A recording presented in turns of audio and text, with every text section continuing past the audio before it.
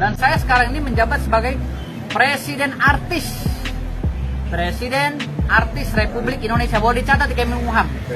Ya, boleh dicatat di Kemenkumham, Ferrari. Saya presidennya. Firdaus Wibowo kembali heboh jadi sorotan publik terkait pengakuannya jadi presiden artis. Sebelumnya, sosok Firdaus Wibowo mengaku bahwa dirinya keturunan Sultan Bima dan cicit dari Sultan Ismail beberapa waktu lalu.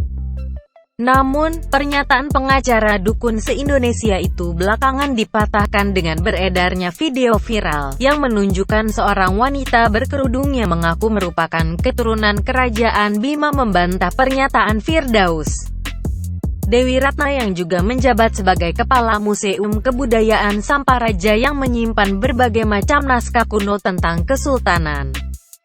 Ia menyebut dalam naskah-naskah tersebut tidak ada yang menyebut tentang Sultan Ismail pernah menikah dengan wanita yang berasal dari Deli Serdang seperti yang pernah dikatakan Firdaus.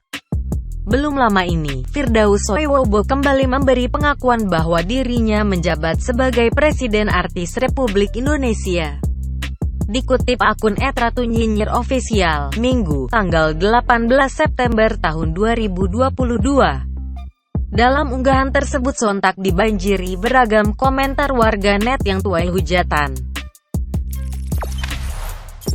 Jangan lupa subscribe, share, komen, dan like ya!